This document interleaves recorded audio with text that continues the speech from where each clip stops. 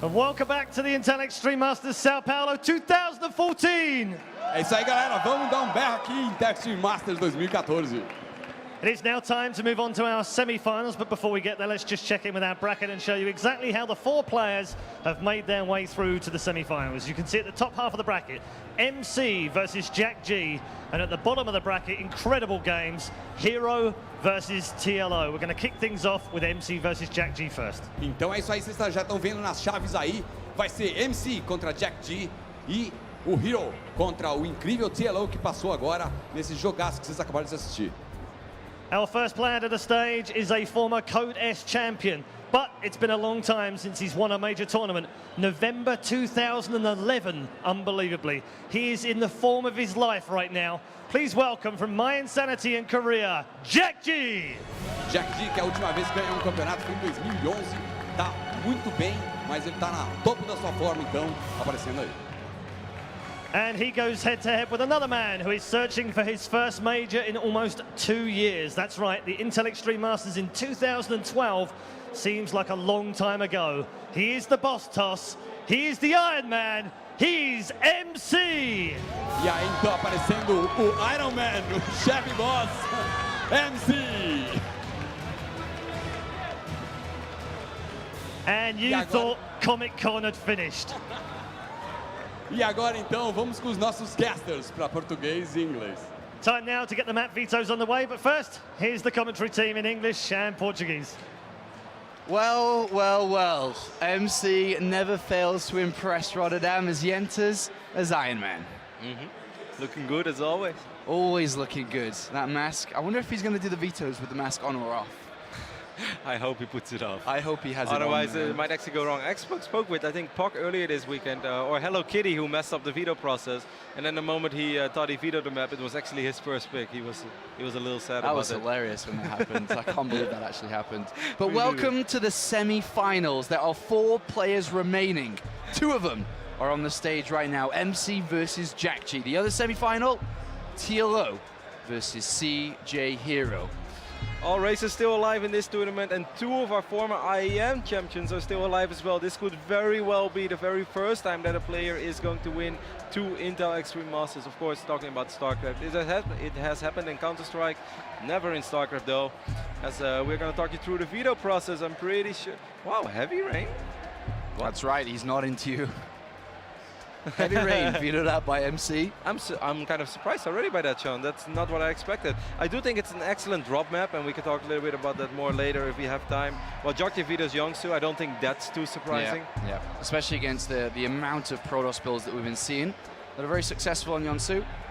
Frost, first map here, selected by MC by the looks of it, a bigger 4-player map. What are your thoughts on that to open us up? I love Frost, and I feel that Frost is the map that everyone loves. Like, out of the 3 maps that I got added back then, Youngsu, Polar Knight and Frost, I feel Frost is far and away the most popular one.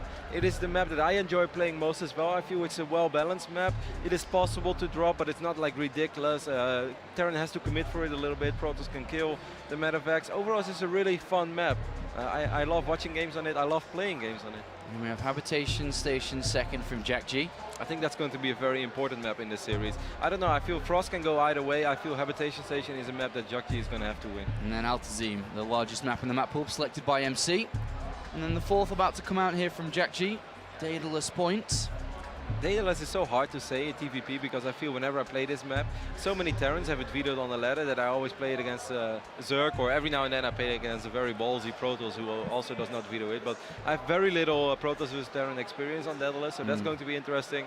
Overall, I like this map pool. I think it's going to create some really sick games. Yeah, this should be a great series between these 2 players, both in search of a tournament victory here, because they haven't had one in a very, very long time. Jjakji, of course, when we talk about tournaments, major tournaments, Jjakji won the Global StarCraft League, the GSL, in 2011, a long, long time ago, as we're now entering the first major of 2014. And there is Jjakji playing for My Insanity. Still so young as well. 19 years old. When he won the tournament, he was 16 years old. At the time, was the youngest GSL champion ever. Of course, until one young Zerg entered, Startail Life, and then he took that title away. But Jjakji, Yeah, it's awesome that we're finally starting to see a little more of Jjakji, because for a while we always said that he was like the most forgotten GSL champion of all time. People even didn't like give him the recognition for it anymore. Like, I was during the time the Terran was really good, yada yada. But we're starting to see a lot more from him, and it excites me. Of course, the boss toss is someone who needs no introduction. If you're a little unfamiliar with StarCraft 2, no one has won more prize money playing this game than the man in front of us right now. But talking about Jjakji a little more, I really like the fact that he moved to Europe. Obviously, you know, looking into statistics and stuff, you cannot go too much, but statistically, TVP is his strongest matchup. Yes. Now, a lot of players will immediately say, who follow the scene closely, yeah, well, he's playing against European Protoss. That is partly true, but he's beaten a couple of excellent Protoss players recently as well. For instance, Patience, the player who has had a magnificent run back then at DreamHack, now again at Aces Rock. Jjakji was able to defeat him 3-1. In this tournament, he looked very strong and convincing against Puck, defeating Puck 2-0. I think we're in for a 100 series, Sean. Yeah, I think this is going to be a great series. As Jjakji recently moved to Europe on a 1-year visa, where he's able to play StarCraft day in, day out. Currently awaiting to play his Challenger League game on the 6th of February. Who was the unfortunate soul that got Jjakji? Happy Zerg. Happy Zerg. Happy Zerg must play Jjakji on the 6th of Feb, and that'll determine if he gets into Premier League or not. But I'm sure he doesn't even... That's not even in his mind. It hasn't been for the last couple of days. That saddens me so much for Happy Zerg. That's very sad there for Happy Zerg, as Jjakji's looking to cruise into the Premier League. That's why he's here. But the boss toss is a 2-time GSL champion. Jjakji's won 1, MC's won 2. MC also, his last tournament victory was at the Intel Extreme Masters, the World Championship, which you commentated. Yep, the finals, man. And you know, if you think back about that, that was even really close, because Puma had a 2-1 lead, or it was 2-1, because I think back then we still played best of 5, not best of 7. Yeah. And there was this game in Antigua, which I thought Puma had in the bag. I thought it was a 1 game for Puma, but then somehow, some way, MC showed us that he's a true champion, and he always finds a way. Came back and ended up winning the Intel Extreme Masters back then in Hanover, crowning himself to the global champion in 2012. And not only does he want just another tournament, but if he was to win this one, he would be the only ever StarCraft 2 player to win 2 championships. And of course, there is another player wanting that title, and that's the other semi-finalist Hero. But for now, we are now loaded into the first map of the semi-finals here at the Intel Extreme Masters Sao Paulo. And this is going to be a good one. We've got a lot of good games coming up, but let's begin the semis now. Up here, to the top left is the red Protoss. He goes by the name of Jan Minchel. It's MC. And that's the actual crowd, if you can hear that, for MC. Obviously, we go out to you guys at home, and the Portuguese out to the audience, and they did cheer very loud for him. And then down here, in the bottom left of Frost, playing for My Insanity, looking for a Kickstarter here in 2012. It's, of course, Jjakji. Kickstarter 2012? Kickstarter of a year, an awesome year. What is it? Kickstarter's 2014. I was like, what? What's going on over here, Sean? It's really hot, Roddy. Yeah, I don't have my Brazilian babes blowing fans to give me grapes. Once more, Frost, of course, our first map. Jjakji, our blue Terran, spawning in the left bottom side. What I'm expecting is a pretty straight-up playstyle from Jjakji. We spoke a little bit about this before we went live as well. Jjakji is one of those Terrans that, for instance, not like Bomber or Bolt. He's not very stubborn in his play. He will do what he thinks is best. Yeah. Of course, kind of standard, straight up. We can expect Marines, Marauders, Medevacts. But he will let it go to that very late phase in the game where we could see an army with 10, 12, 14 ghosts if he feels that he cannot kill the Protoss before that. I completely agree with you. Jjakji, from what I've seen commentating his way into this tournament, is that Jjakji is a very staple Terran. There's nothing really special about him. There's nothing that I can say, all right, he's really good at this. It's more that he's good at everything. He's a great all-rounder. He's very fast. He's very mechanically driven. But I think that could be a weakness against a player like MC, who is known to change it up game by game. He's super aggressive. He'll be at your front door, knocking on that front door at all parts of the game. And I think that would be a little edge that MC will have, especially in this best of 5. Yeah, MC is so versatile. I recently had the pleasure of casting a lot of his PVTs in the Wearer.com Invitational which Johan Merlo organized. I saw him against Asia. He lost that series 2-0, but that was just warm-up. After that, he defeated Bomber 2-0, and later on, he had a ridiculous series against Innovation, which he won 3-2.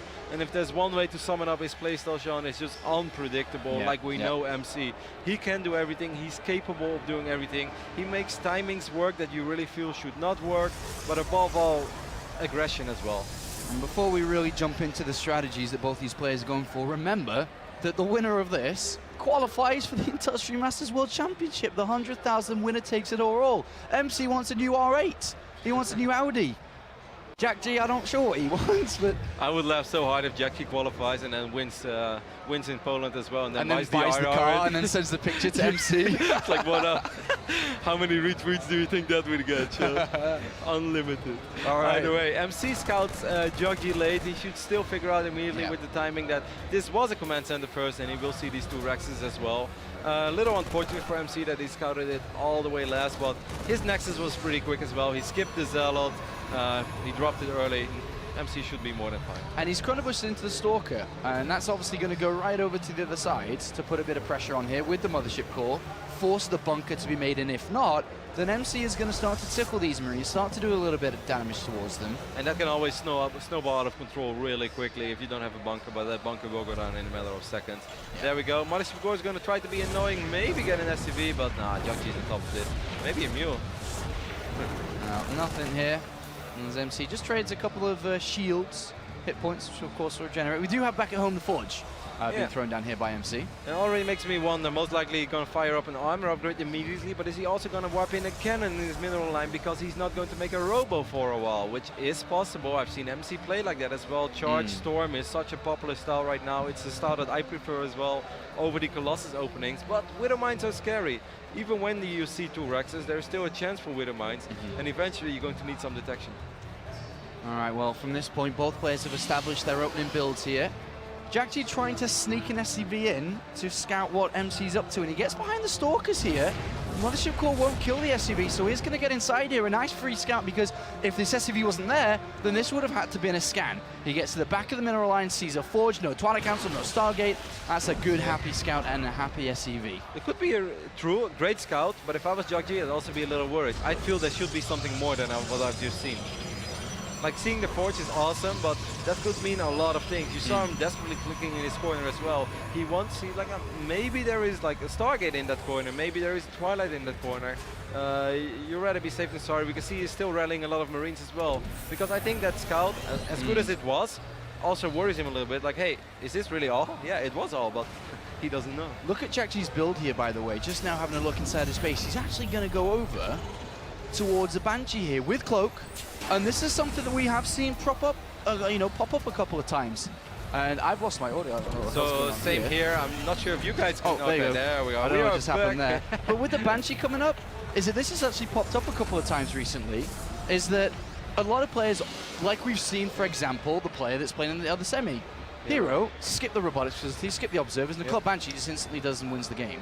But he's seen the robot and the observer coming.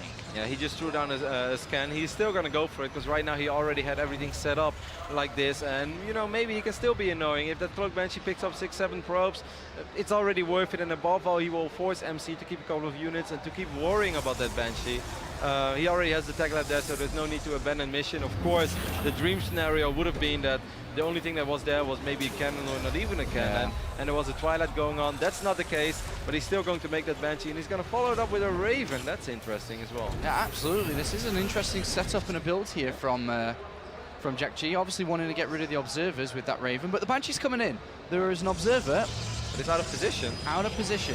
We have 2 observers. One is kind of close, one is on the other side of the map. So MC is going to have to bring that observer all the way back. He's going to lose mining time. Right now, Sean, I'm already feeling like, hey, Jjakji, cool build, was worth it. Yeah, definitely worth it here. He's getting a lot of damage done with this Banshee. 2 probes go down. He's going to enter the main base. Where is that observer? It's not close. Did he cancel Cloak? He must have, yeah. Yeah, he did. I was going to say, you got a Cloak, man? For a second, I think actually with Cloak, he would have been able to do a little more. Still, though, he's ahead in workers against the Protoss. How often do you see that? Not very often. Not very often indeed. But we do have double engineering bay down here for Jjakji, which has not been spotted by the boss toss with his observer, which has to move out. It's scary as well, because that Raven is so annoying. If you lose your observers, you get kind of scared. Observer will fall, because there's a Widowmine there as well. And this is frustrating, guys, because especially MC is opening up with Colossus, so he wants to use his robotic facility to produce Colossus, and perhaps even an Immortal, as Immortals provide great additional damage as well. Well, MC is pulling out a move here, which is kind of smart. We do see this quite often, is that as the Terran player moves out, come the 10-minute mark when all his upgrades are completed, we have the Warp Prism that's going to swing around the back and then drop inside the main base and really do a lot of damage to Jjakji if he doesn't have any units at home. But does MC have enough units to defend against this? Exactly, it could backfire as well. Now Photon Overcharge is pretty good, at least so I've heard, and a couple of force fields can go down as well. I think with that second Colossus and knowing MC, he should be okay. You know, it would have actually been really sweet if that Banshee was still alive, because imagine what a PDD could do to soak up so many shots from those Stalkers, and then a Banshee could do some serious work on perhaps a Colossus. But, well, we will never see that happen. No, the Warp Prism's just going to miss this Widow Mine, which is placed on the right-hand side there to stop probes, pylons, spots for Zealots towards the third base of Jjakji, which will be put down soon. But a good start from both sides here. You know, no one's really taken major losses. To be honest, I kind of like Jjakji's position. I was going to say, Jjakji is in a bit of a lead here, but not drastically. No, everything can snowball out of control really quickly, especially if he drops these 4 Zealots, maybe force a cancel on this command center. That's what he's going to do. Bio units are close though, so he will be able to keep it alive, but he's still going to have to worry about this.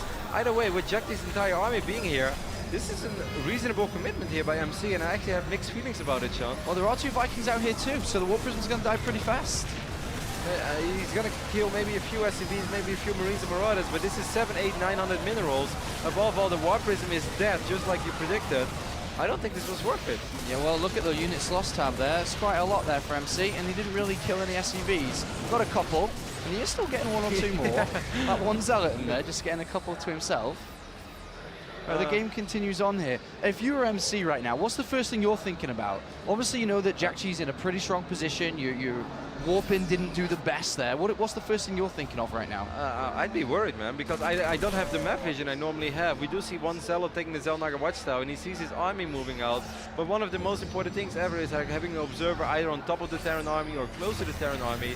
This Raven makes it absolutely impossible. And believe it or not, playing PvT when you don't have map vision is actually scary. I know everyone thinks Photon Overcharge covers everything, but you'd like to see stuff coming in advance.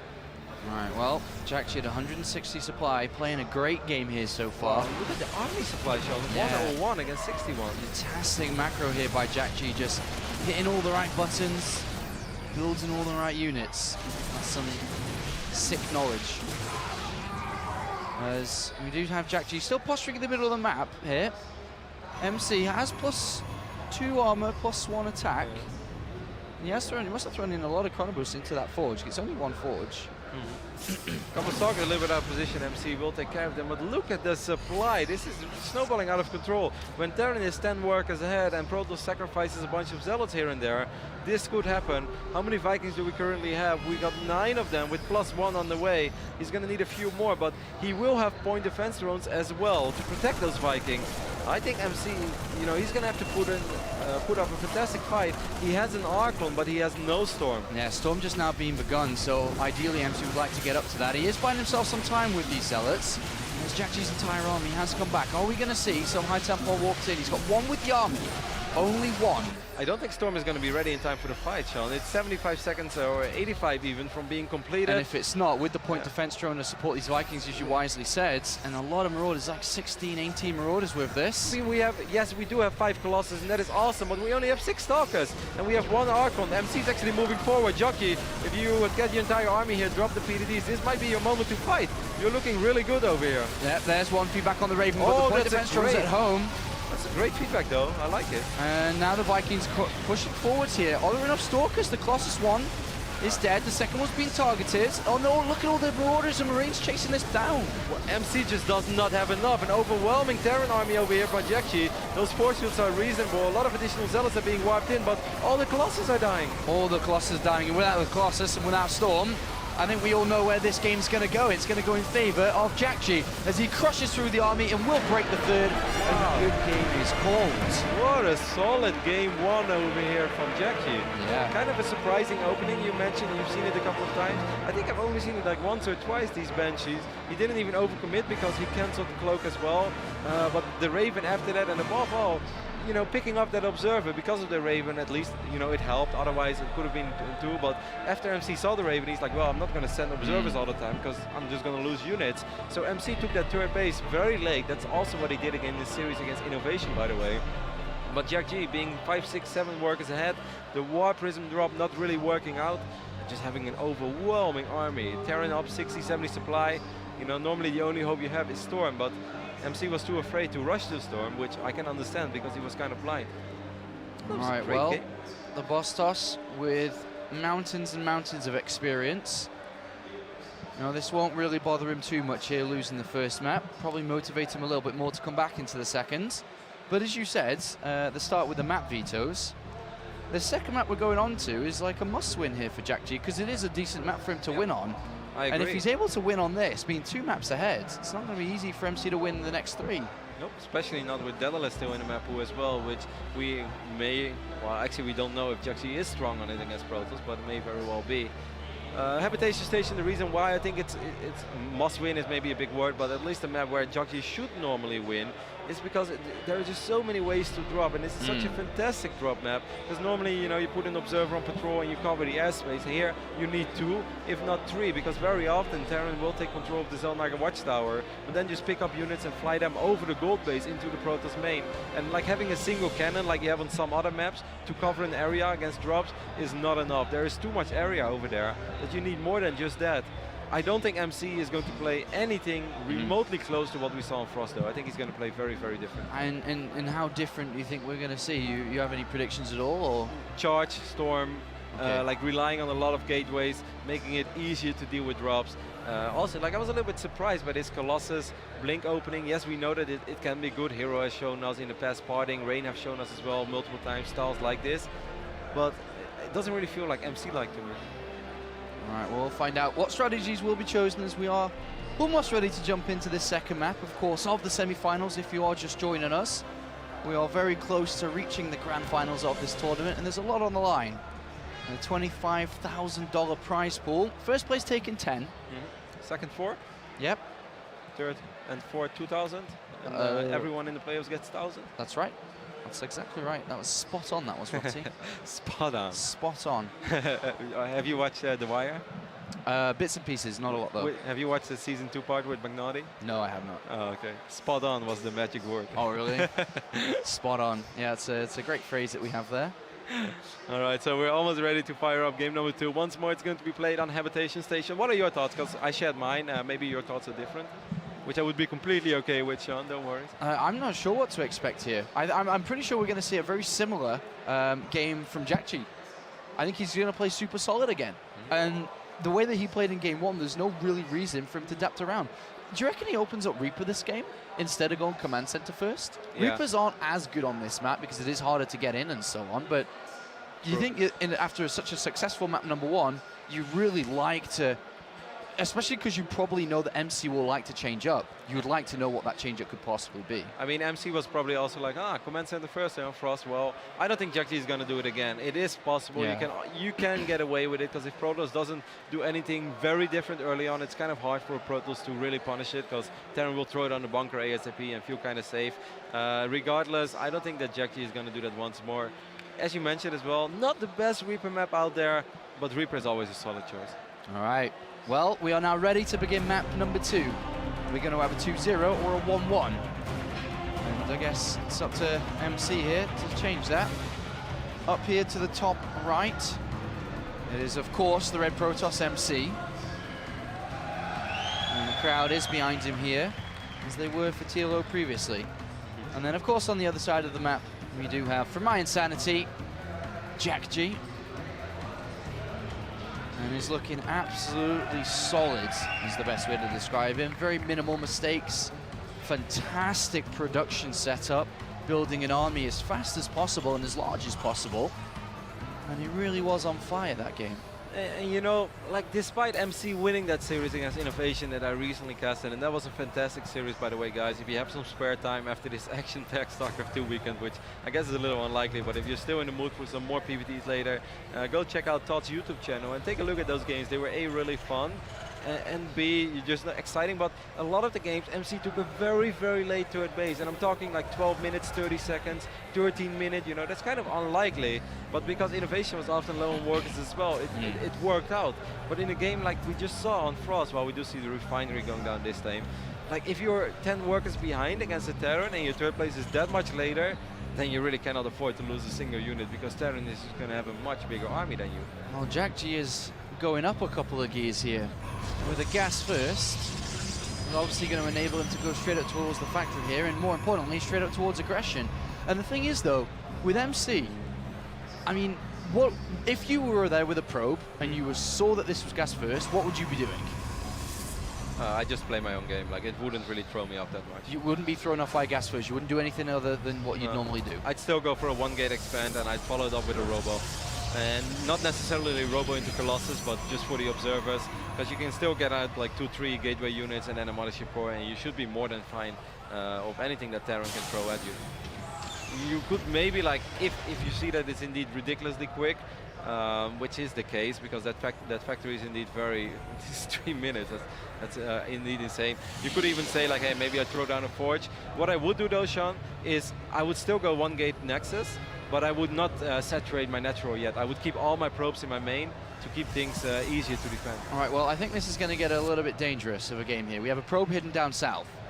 This is not a location for a Stargate, and that's a beautiful dinosaur, or whatever. What is it? A Karak. Okay, I don't know what a crack is. It's beautiful, man. It's beautiful. Look at this are we going to see a Twilight Council down here? This is the thing that pops in my mind immediately. And if it is a Twilight Council, no, there is no money going to be for a robotics facility. Which means if this is Widow Mines, which it should be, how the hell is MC going to deal with this? This can go, but what we might see as well is a robotics facility with a Warp Prism, because he wants to go DT drop, which is a very popular build as well. It is indeed going to be a Twilight, and most likely we'll see a Dark Shrine being wiped in as well. This mothership core, though, is going to give MC the information that he needs. What happens if it's pushed back, though, by these Marines? That would be bad, but, you know, if it peeks in... Okay, this is already a great scout, Sean. No command center, not even like a Marine over here, not a bunker. Quick factory, so he could even work on these supply depots a little bit. I think MC is going to warp in a robo. Is it going to be late? Yes, there might be like this 20-30 second window where he won't have detection, but he can pull probes, he can deal with this. All right, well, 5 Marines at the top of this ramp, accompanied by a couple of SCVs to make sure the repairs are down on this supply depot. Shouldn't really take too much damage. There is a Widow Mine there too, but that has been revealed. Now, where is that robotics facility? He wanted to get the Dark Shrine first. Unless, let's say he doesn't build the robotics facility, and let's make sure that the Widow Mine doesn't borrow it in the mineral line. That's risky though. Because, I mean, you can do that against one, but as a Protoss, because he doesn't have too many gateways, he doesn't have that much production. If a medevac flies in with Ignite Afterburners activated and it drops 2 Widow Mines, there's almost no way you can kill both. That's, all right, well, that's playing with fire. He's still very late on that, though. But we do have the Dark Shrine down the bottom right. Obviously, Jjakji, who's made a plan here, has not got any information. Apart from that one unit, the SCV, that saw no natural, he doesn't know exactly what's coming at his way. But he knows that there's something, so he actually has 1 Widow Mine on the front of his base, a second one about to join it. But here we have, with no detection... So here comes the first medevac with 4 Marines and a Widow Mine. This is a really bizarre game, because MC did indeed not make that robo, which I'm a little bit surprised by. Now he's going up to Nexus. He still has that Dark Shrine, which I don't think that Jjakji is aware of, but Jjakji is probably wondering, like, what actually is going on in this game. He has no idea at this point, and he can't get hurt. There's 1 Dark Templar coming in. The Widow Mine is borrowed on the ramp here, so he's going to put a bit of aggression, but this Dark Templar, if not spotted, is going to get inside the main base. There's no scans available. There's only 1 command center, and the depots do not get... Oh, he's inside! And now this is actually a disaster. Yep. This is an absolute disaster for Jjakji. The depots were not raised. And sure, MC doesn't have detection, but that Widow Mine is far away. Raven in production now as well, but that takes so long. Photon Overcharge will be activated for these Marines. Meanwhile, on the other side of the map, this DT is wrecking stuff. Oh, this is wrecking stuff. The SCVs are in the middle of the map here with 2 Widow Mines, and there's another DT. There's a Raven trying to be built here, which eventually will help out. But what a bad start here for Jjakji. MDTs, they've been very successful so far throughout this tournament. And even the drop inside the main base there is picked off. So the drop inside MC's base is gone. The Marines are gone. The medevac is gone. He threw down a scan in his natural, which means there is still nothing over here in the main. Raven is about to spawn though, so Jjakji will be able to mine, but he's down 13 workers. MC with that expand behind this as well. This couldn't have been any better for MC. Do you think that Jjakji could have prepared better though? I mean, he was obviously, he saw that there's no natural, and he started to prepare bunkers and Widow Mines at home, but... Did he though, Sean? He did, above his main ramp, yeah, he did have 2 Widow Mines and a bunker, but then salvaged and tried to come down and build a natural. Or you mean that MC saw there was no natural? Like I Jjakji saw that there was no natural from MC But he saw originally that- with his scout. Yeah, but that was kind of late though. Like a couple of Widow Mines are being able to get a couple of free kills over here. There will be an observer, so Jjakji is going to have to reposition this mine. I feel that Jjakji wasn't even completely aware of what MC was doing for a long time. All right, well, Observer's gone, but still, these units are almost game-winning at this point. As the Raven is gone, and MC is going to walk up the front door here, and Jjakji's still on one base, low SCVs, is struggling. This has been a very difficult game for him. It's 67 supply to 27, and as we all know, this is looking like an MC victory, even though the supply depots aren't going to get broken down too fast with the repairs there. All the SCVs are going down, and there's still double Nexus and more units to come. And a complicated game here, a very twisted game, with very unusual one. Yeah, both players just trying to trick each other, but do not try to trick the Ballstars himself. GG is called. MC will even up the series here on Habitation Station. So he wins that important map game, or that important Keeps Jjakji away from the 2-0. second game in this series is where I was trying to go. It was very hard to get it out. All right, well, Jjakji got hit by that Dark Templar rush. Kind of a bizarre game, and makes you really wonder. Like, I even wonder how this game would have unfolded if the depots were raised. Because even then, I don't think it would be all that amazing for Jjakji. Of course, a lot better, and we still have a real game on our hands. But it wouldn't have been, you know, like his command center is still very late. His economy is weak, and if he's not able to deal the damage that he wanted to deal with the Widow Mines, then he's still behind. You do get these bizarre games when, you know, one player decides before the game even begins, I'm going to do this, which is usually aggressive when they do that so early on. And then when the other player does the same, then you have these two builds that counteract against each other, and then, you know, the outcome is very difficult to predict sometimes. And it comes down to a few small things like raising your depots or not. But I still don't mind that build that much from Jjakji, because, you know, Habitation Station, you pick up the mine, you fly across the map, you can drop it immediately, especially with these like no robo styles being so popular these days. And MC shown us multiple times throughout the previous tournament that I casted him in that he likes that style, that he often plays without observers for a long time. So yeah, if you drop 2 Widow Mines in his base and he has absolutely zero detection, no forge and no robo, you're putting yourself in a dream scenario, because you're going to get 4 or 5 probe kills, and you will force him to pull probes once or twice after every 40 seconds until the Protoss has detection. So I don't mind the strategy, it backfired, and he was completely unaware of the DTs. Both players in this best of 5 have opened up very similar with their game style. A normal-ish game in game number 1, standardized from both. And then both players in game number 2 decided to go aggressive, but now leading into game number 3, which is on Altazim Stronghold, the largest map in the map pool. What are you expecting here? Very macro-based play from both sides. Like, I feel that Jjakji tried to get cheeky in game 2, and he's like, all right, well, that didn't really work out. MC, I wouldn't be surprised at all to see him open up with a Stargate this game, 1 gate Nexus into a Stargate. Oracle's pretty excellent on this map, especially against, you know, maybe a command center first, or just a Wonder X into a command center. Oracle should A, give you a lot of information, and B, be able to pick off a few SCVs here and there. And on such a large map, it's really nice to have an Oracle. Even Revelation is a fantastic spell on a map like Altazim. So I'm predicting a Stargate opening from MC, and I think Jjakji is going to play it very economic. I would say maybe even 3 command center, but I don't think that's the case, because the Stargate will most likely scout it. All right, well, we'll find out what strategies both these players will choose to edge up and edge out with a 2-1. The winner of this would be in the 2-1, would be in match point to move on to the grand finals here of the Intellect Stream Masters, live from Sao Paulo, live from Brazil, live from the heat, because there's bloody hot backstage here under these lights and in these games. Unfortunately for the players, though, they are in the air-conditioned booth. It's really nice and cool, not for us. It's the only cool place in Sao Paulo currently. Of course, over here in the left bottom side of Altazim Stronghold, like Sean already said, the largest map in our map pool currently. It is the Red Protoss MC. The Portuguese guys were a little ahead of me, Sean. I tried to sync up like you, but my Portuguese is not as good as yours. Yeah, I understand everything they say. And up here, playing for my insanity. 1-1 on the first game, lost second. Jjakji! See that? Perfectly timed. So Jjakji spawning in the left top side, MC in the left bottom. These are positions whenever I play Protoss I don't mind too much, because Medivacs have to take a large detour if they want to drop into your natural. So I think it's a little easier to play these positions than cross map, for instance. And actually, these positions allow our Protoss sometimes to hide a Nexus maybe somewhere, especially if MC, which I don't think he would do, would decide to bust out some Phoenix play. I think we might actually see a Nexus first over here by MC. Well, that's kind of good here for Jjakji. Jjakji is aiming towards Command Center first himself by the looks of it.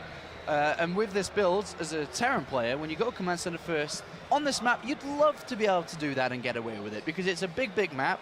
You want to have the best economy, but against a Protoss player, especially the caliber of MC, you have to worry about a lot of different things here. You got to be worried about a proxy Oracle, an Oracle inside the main base, Blink, anything's possible from MC. So Jjakji is going to be feeling, while throwing this Command Center down, good.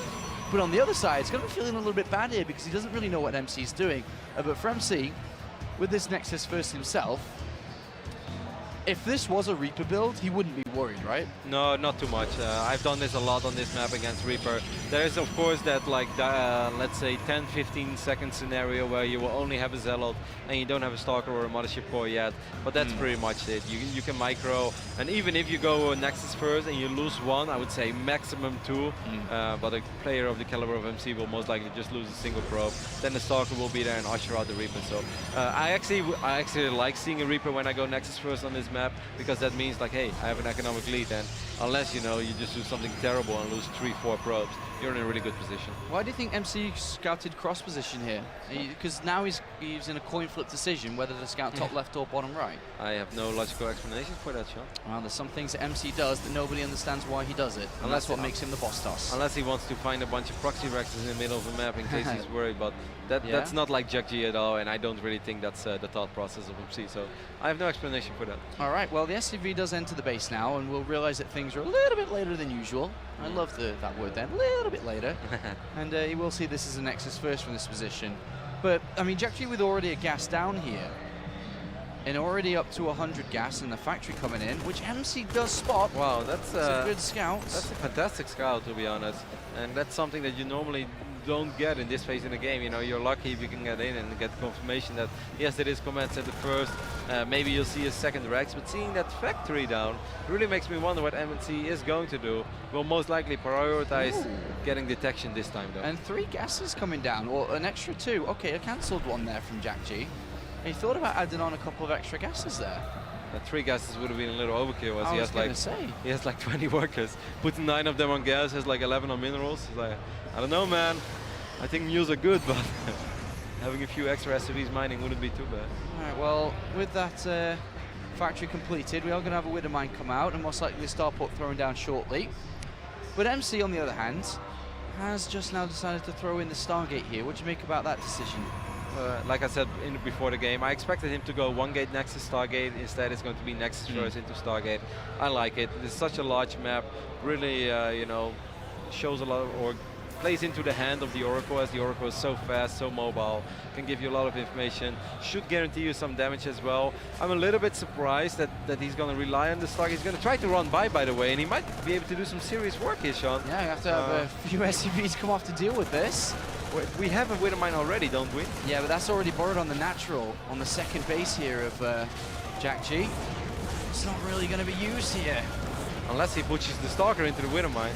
Yeah, maybe, but the Stalker comes back in the main base. With the Mothership Core up here as well, Jjakji's taking a lot of damage. And another Stalker joins in. Yeah, he's losing a lot of mining time, but he's doing some work as well. If he can kill the Widow Mine, if he can kill the Mothership Core, this is still okay for the Terran, I think. I mean, it's starting to get a little too crazy, of course. It's all starting to take a little too long. Where's that Widow Mine?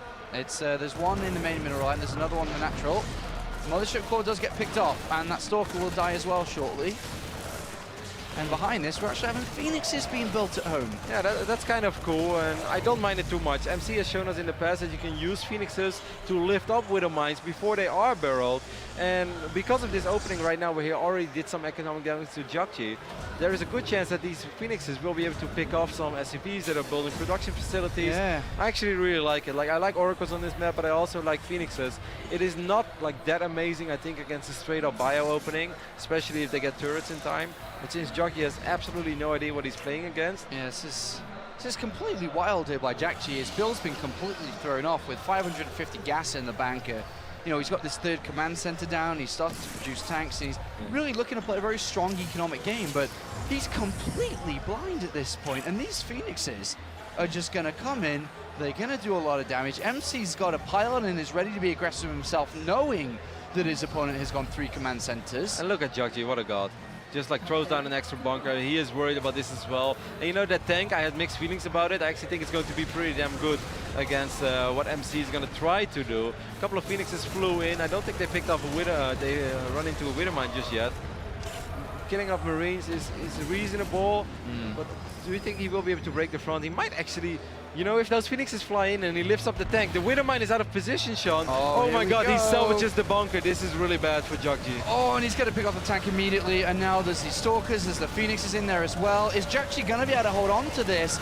The supply count heavily in favor of MC with another pickup on the tank. MC, 78 supply to 50. He's got a lot of his Stalkers surrounded though. Yeah, those Stalkers are all going to fall, at least for now. These Phoenixes are kind of out of energy. I'm not sure if it was worth it for him to pick up those first few Marines. But if he just keeps on reinforcing with a consistent regeneration of the energy on the Phoenixes. That's true, but you know, there is a Marauder, there are 2 bunkers as well.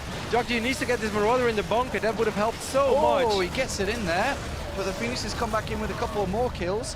And MC, relentless aggression here. I don't expect him to stop anytime soon with 3 more Stalkers coming in. Jjakji really need to wall this off, and he needs to get unit in his bunker ASAP. He's even going to pick up a couple of these mules, I want to say, but no, it's a Marauder instead. MC is losing a lot of units though, Sean. This is not for free. But remember, he's killing off a lot of SCVs behind this too. Jjakji is dropping quite fast. Of course, but it's 3 orbitals as well. Well, let's weigh it up. Bizarre game, absolutely ridiculous game. Withermine gets a reasonable shot. Unfortunately, it was a low HP Phoenix. And there's another Withermine down here as well, but he's going to have to just take that one for the team, that Phoenix, and does pick up some more SCV kills. But behind this, I mean, MC comes out ahead. He's winning. He's got 50, 60 probes. He's got his double forge coming in, Robo Twilight as well. I guess the only really opportunity for Jjakji to equalize this up is if when Stim completes, he's able to get enough units out to do some damage, but that's such a long, long time away. Yeah, especially because there's no starport yet, and that's a major problem. He's also still not saturating his natural. I'm not sure why. He has a ridiculous amount of SCVs in his main. It's about time that he's going to send some over. I think he's worried about follow-up aggression. It was really unfortunate for him that he salvaged that second bunker when it was most important. And MC just continuing to run havoc inside the main base here, bringing a couple more of SCVs down. 64 SCVs for MC, and he's about to have his 3rd base up and running. A scan there from Jjakji reveals the phrase, "oh crap," I think we would like to know, and especially we've seen all those probes working down to the 3rd. And with double upgrades, Zealot charge on the way. No, I definitely agree with you. MC is ahead. MC is winning this game, especially now with his 3rd base up and running and saturated.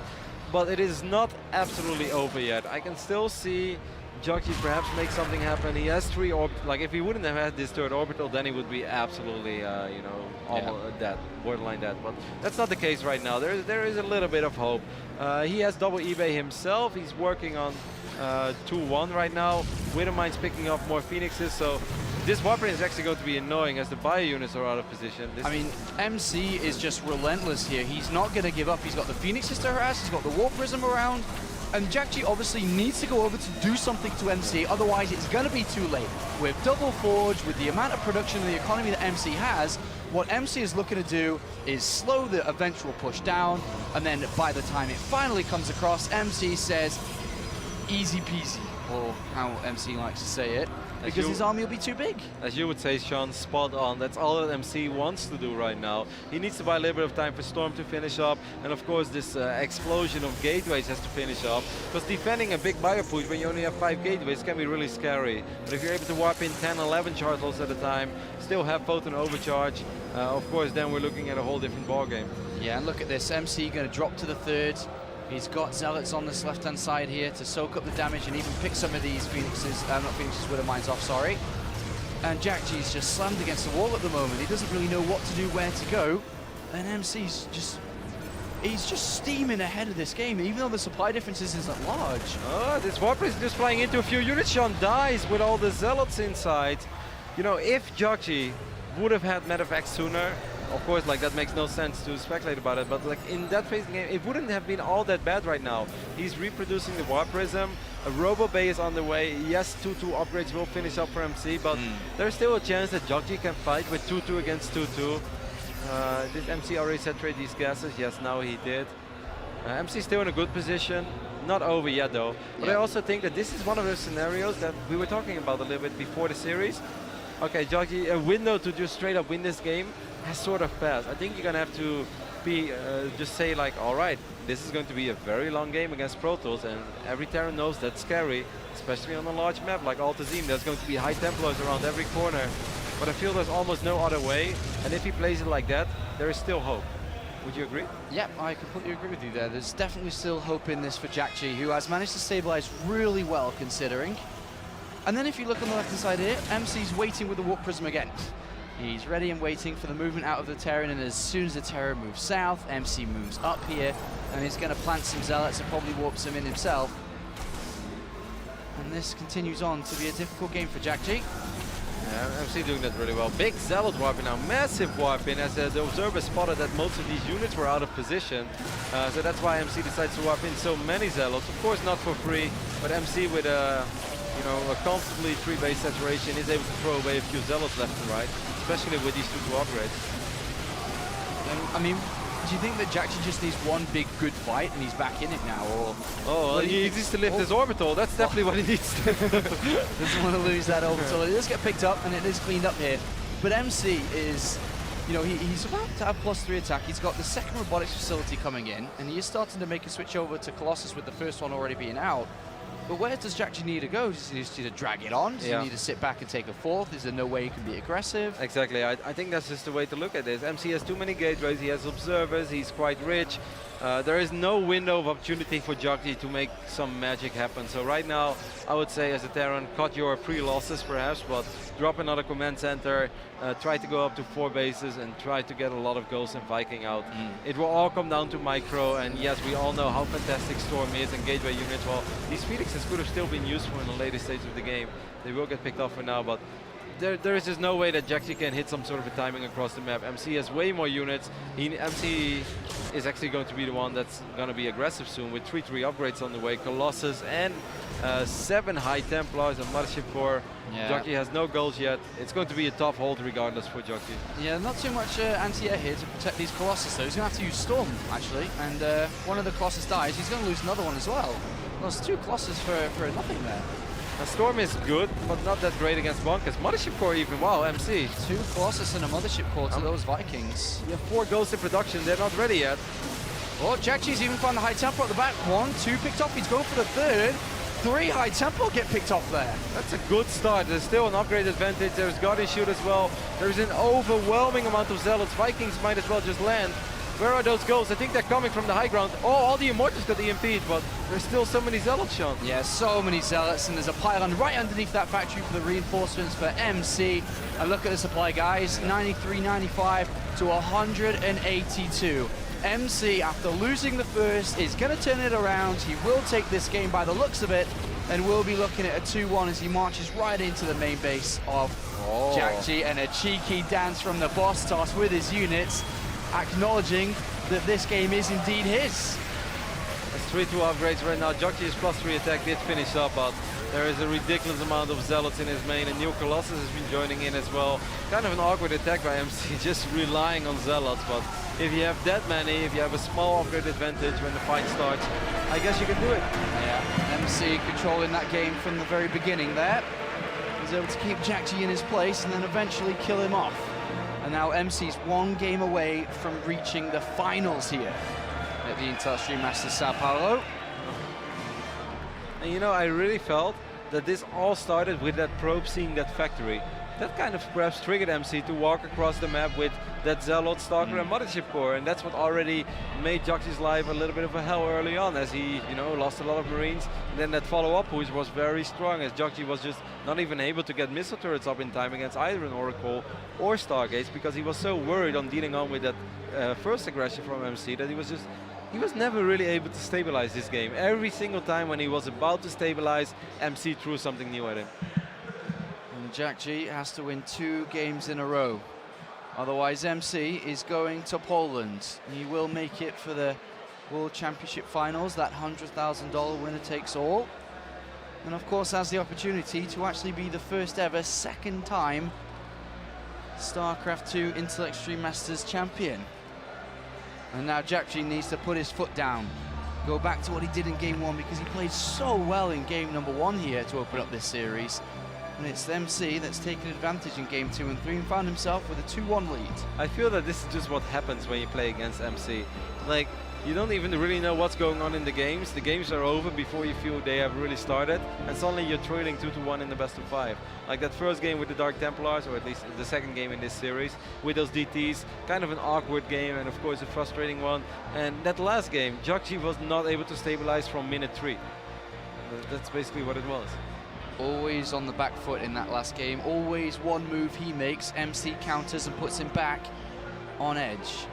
And now MC's been in this position many times before, and he's closed it up many times before. And all he needs to do now is go into the next map, which is Daedalus Point. What do you think we're going to see on Daedalus? We may see Blink Stalkers here. We may see Blink Stalkers come out from MC, but as you said, MC's biggest strength is his unpredictability, and it is very difficult to know what he's going to do, because Jjakji could be thinking the exact same thing as what we said. Could be Blink, but what if it's not? What if it's something else? And if he prepares for one and gets hit by another, then the game could end as fast as it started. Now Jjakji needs to have a complete all-round defensive setup from the get-go here, fully scouted. He needs to know exactly what MC is doing at every single turn. He needs to be on top of things. If he sees it, he can prepare for it, and hopefully, as many Terrans say, they can stop it. It's really hard to predict. I have no idea what to expect from this map. Blink Stalkers is, of course, in the line of what you may expect, in the line of expectations, but I'm not sure. That seems too predictable to be true when we're talking about this red protocol spawning on the left top side of the map. Just one map win away from making it into the Intel Extreme Masters Finals. That would be the 3rd time in his career. He won a final, he lost the final. It is, of course, MC. Almost there. Pretty good then. That was pretty good. Yeah, pretty good. And then down here in the bottom right, needs to win these 2 games in a row. It is not going to be easy. Playing for my insanity, 2011 GSL champion. I messed that up. Jjakji. Could have done better. I mistimed it. I shouldn't have mentioned the 2011 GSL. If I'd just gone straight to Jjakji, it would have been timed with the Brazilian audience and the Portuguese casters. Would have been done. Overachievers is what we are, Sean. Yeah, we both messed up. We need to keep it plain and simple. Yep. The Terran, the blue Terran. The blue Terran, Jjakji. We do it really slowly. You can be like, and the blue Terran from mine, Jjakji. Dropping a refined Jjakji. So he's great opening up with opening. a guess. Yeah, great opening. No, go ahead, Sean. I was just going to say, great opening here for exactly what he needs in this next game is scouting, information, because he could, let's say he went into this blind, command center first, there is, I'm going to really say this, there's about 10 different openings, 10 to 20 different Protoss strategies out there that Terrans all have to find out. And it is hard to find out, isn't it, Roddy? So oh, it is so tough, man. It's easier if you go for the Reaper to try to find out one of those 10 to 20 different openings that Protoss have to figure out which one you have to defend against. I think you're lowballing it a little bit with 10 to 20 though. Yeah, there are more. There are more. All right. And he's actually going to open up with a reactor here for a double Reaper by the looks of it. And it's been talked about a lot recently, whether one Reaper into reactor's better or reactor for double Reapers. Obviously, with the reactor here, you're going to have to get another supply depot before you can throw down the command center. So it's a little bit less economical focused. But with double Reapers and an SCV scout, see, that's the far stretch. That's the length that Terran players go, Roddy. An SCV scout and double Reapers to find out what's going on, Roddy. You might as well throw down a scan too, because yeah, you might as well. You're not going to find it anyway with the Reapers. SCV enters the main base of MC, and he will see that there are 2 gases, both fully saturated, both having 3 probes on it. Of course, MC can still switch things up. But, if I'd see this, I'd be like, what do I have to worry about? Could be a Twilight Council, could be a Stargate. Once more, MC is going to open up with some early game aggression, and by the looks of it, as one Zealot is already marching his way across the map. This could be tricky because these Reapers are a little late to the party. Look at Jjakji here. I mean, he's seen these units coming across the map already. He's having to put a bunker down on the low grounds. The Zealot and Mothership core out very early on. Where's his SCV going as Command well? Center. Oh, he's going for another scout, obviously. No, I think he might. He might proxy something. We will see. These Reapers should start shooting at the Zealot immediately because the Zealot has no cover right now, as the Mothership core is still a little bit out of position. This double Reaper is actually excellent against this. Zealot might. No, not yet. There's the Twilight Council. There is the one of 20 different openings. It's the Twilight Council before the Nexus here. A one-base blink play. To be honest, though, Jjakji with the command center already kind of inside his main base is a good start to this. He's going to have to sacrifice his natural anyway if he finds out what's coming. But the thing is, he hasn't sacrificed anything to find out yet. That SCV on the left hasn't scouted. The Reapers haven't gone over. There are no scans. He doesn't know what he's up against.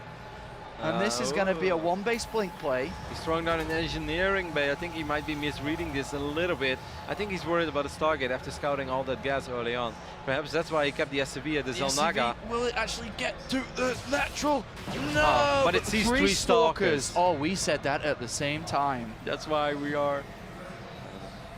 I don't know what you're going to say after that. I don't know. I want to say, like, that's why we're the best. But I thought the best. I actually thought the best. I actually thought it. But I didn't say it. But that would sound so cocky and arrogant. I didn't want to go there. But that's why you're the best, Sean. No. And you make me better. No, you're the Protoss, not me. You're the best. You compliment me, Sean.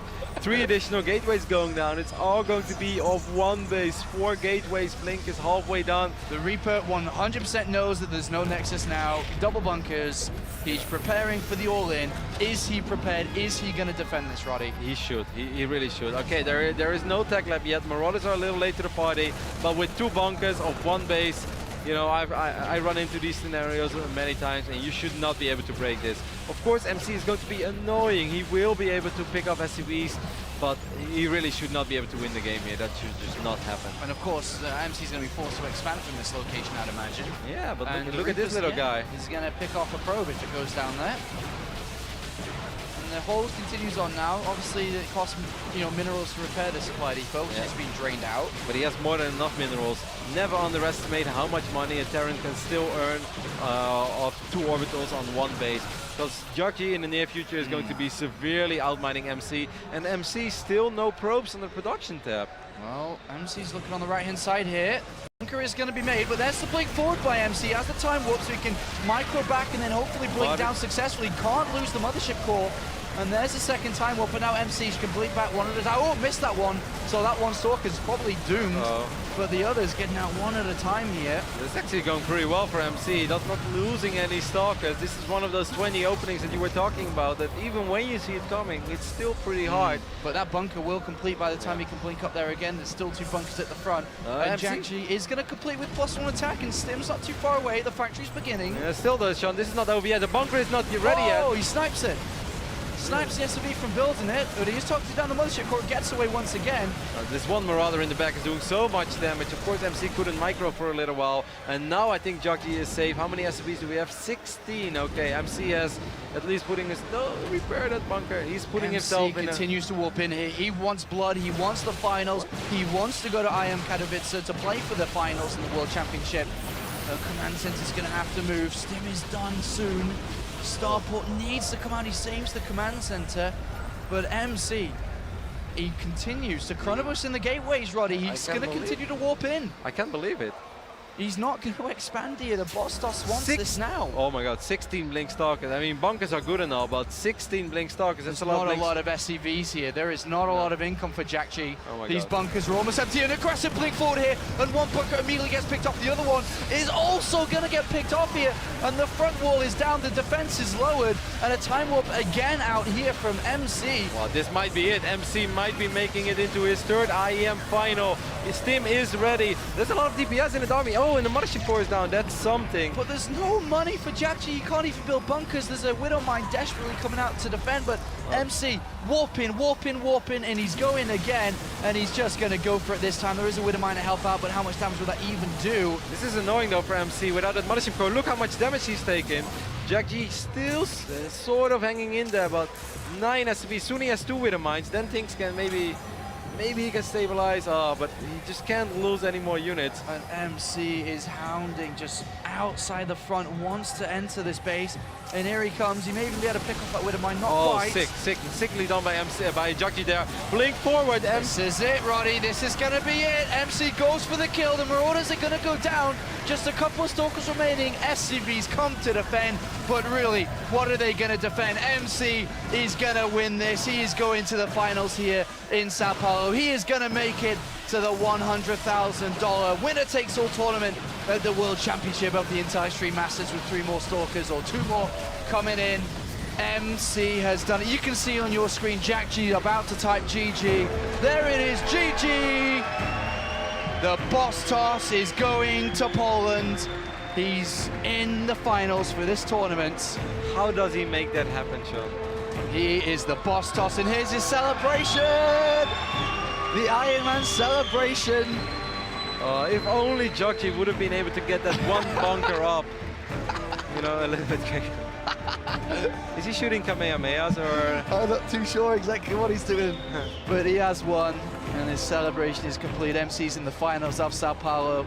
Congratulations to him, and especially now this is his first result in 2014 under, you know, without SK Gaming, now under the Global Esports Management Agency, and MC makes it there. An impressive result from him. Yeah, an impressive series. It started off kind of rough. Jjakji looked great in game 1. MC didn't really look that amazing in game 1. After that, games just went crazy, and MC is so good in these crazy games. Anything unorthodox, MC just excels at it. Yeah. Above all, somehow, some way, MC always finds a way to win. And as we thought, every single game something a little bit different from the boss toss, keeping that unpredictability there, making it very, very difficult for Jjakji to know what's coming, to be able to defend in time. He started off well in that last map, but as you said, MC just hammering through. That third bunker, I felt, was a game-deciding moment. If that bunker does finish, then the next time MC blinks forward, there's already a Marauder in that bunker, and it will actually do a lot of damage. Of course, you know, it is hard for Terran. You have to do so many things right, while Protoss, you know, you just kind of go for it, and you hope for the best. MC will jump on every single minor opportunity he sees to win that game, and he did it once more. He did it once more. So congratulations for MC. He is our first finalist here in Sao Paulo. That leaves us, though, with another semi-final to be able to go into the grand final of this tournament. Yep. And it is time for TLO to take on CJ Hero. Quick question, do you believe in TLO to do this? I believe TLO will do fine, but I do think Hero's going to win. All right, there you have it from Roddy. That's us done for now. Thanks for watching. We'll see you in a bit.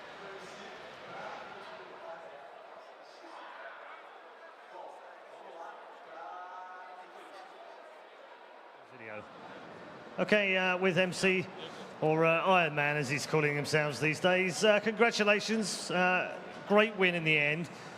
Let's go back and talk about map 1 though, because map 1 didn't really work out for you. What went wrong for you? Banshees too early?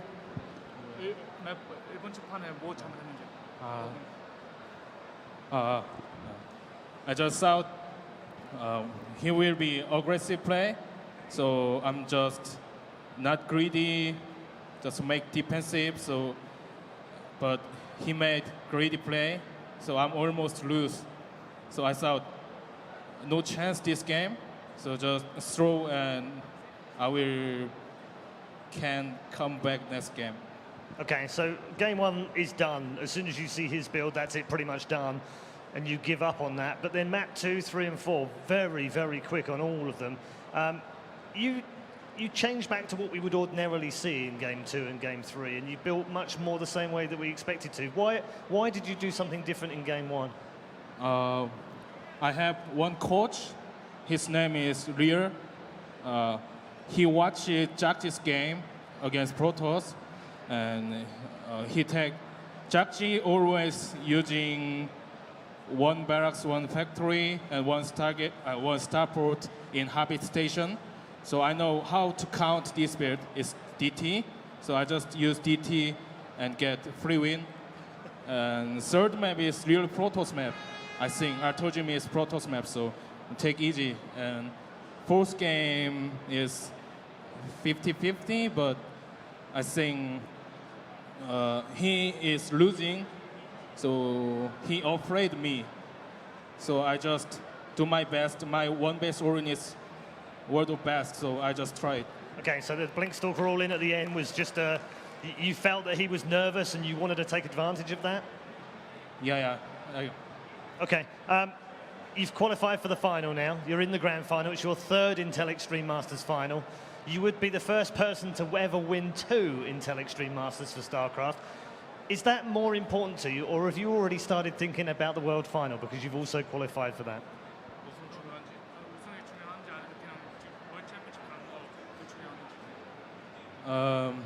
I'm still hungry because maybe 1 year I didn't get champion, so I will get champion this Brazil. And you know, me and my manager like soccer. You know, Brazil is really strong in soccer, so I will just get champion here. Okay, it's been a long time since you've won a big tournament. It was 2012 at the Intel Extreme Masters. Why has it been so difficult for you to win a big tournament again? Because you've been close. Last year, I didn't try to my best for training. Just my mental is broken and do something other game. But this year's, I will contact my manager. So if I do bad, he will fire me. So just do my best. Okay, and he's already made you have a haircut. Oh, I haircut Brazil in Brazil. He like it and I like it. Okay.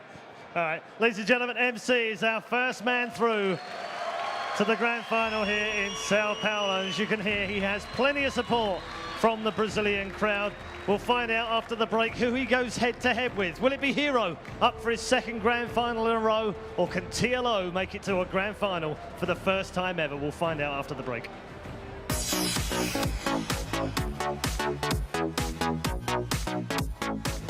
Minchon, one of the biggest transfer news in StarCraft 2 was you leaving SK Gaming. Why did you leave? Just my contract is done, and you know my manager Minsik, he made for management, so I just joined there. So SK Gaming is completely okay, but Minchik is a little bit better. Yeah, cause he scouted me in 2012, so I'm just follow him. Is he a good manager for you? Are you very happy with him? I don't think so. He's good manager because he's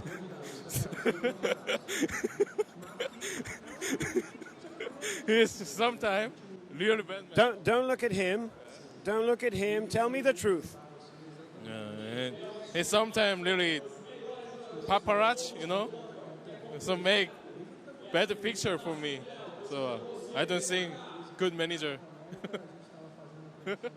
He goes around and all the time makes fun of you. How does it make you feel? He laughs at you all the time. Yeah, he's good manager because he always feed me, so I get power. But he always makes jokes. Says you eat a whole cow and you sleep like a panda. It's not joke. It's true.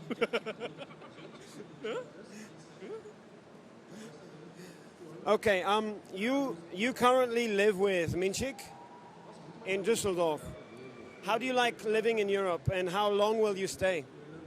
I did get working holiday visa for 1 year, so maybe 1 year I will live in Germany, and we will make gaming house. So yeah, it's pretty good, and I think not different Germany and Korea because I'm always just leaving my house. Okay. What are your plans for this year in terms of esports? First plan, destroy Sao Paulo. Second plan, I'm already go in final, one Toad's Cup. Yeah, so destroy Hero second. And third, IEM Championship. so I will get like so much money, and yeah, just I will destroy all tournament. So right now you don't have any sponsorship. Are there any conversations right now with potential sponsors who would pay you money? Yes. Here is 1,000 bucks, 1,000 bucks, and 3,000, and 10,000.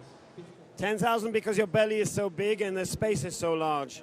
Because you can provide a bigger logo space than any other player. Yeah, of course. And when sponsors coming here, I'm always saying, easy.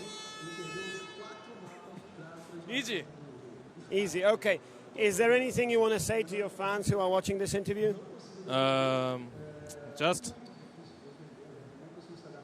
I'm Bostos. And who's your daddy? All right, thank you very much. 감사합니다.